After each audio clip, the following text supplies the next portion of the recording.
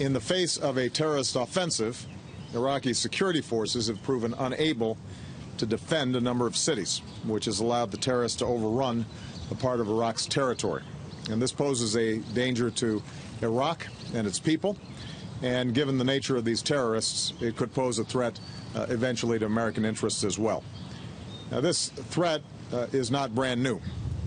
Over the last year, we've been steadily ramping up our security assistance to the Iraqi government with increased training, equipping, and intelligence. Now, Iraq needs additional support to break the momentum of extremist groups and bolster the capabilities of Iraqi security forces.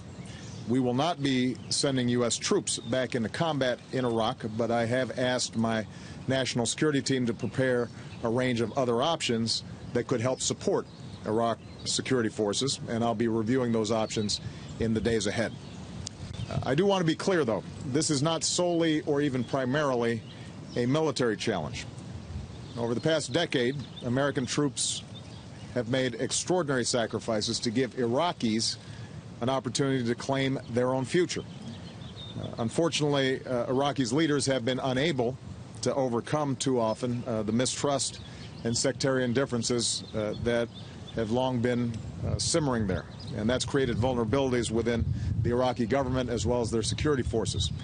So any action that we may take to provide assistance to Iraqi security forces has to be joined by a serious and sincere effort by Iraq's leaders to set aside sectarian differences, to promote stability, and account for the legitimate interests of all of Iraq's communities, and to continue to build the capacity of an effective security force. We can't do it for them.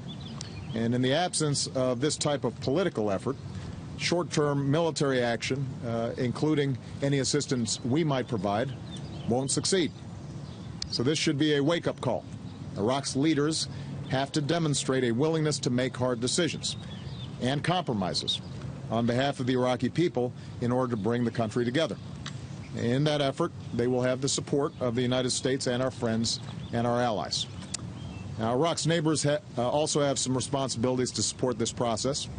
Nobody has an interest in seeing terrorists gain a foothold inside of Iraq, and nobody is going to benefit from seeing Iraq descend into chaos. So the United States will do our part, but understand that ultimately it's up to the Iraqis as a sovereign nation to solve their problems.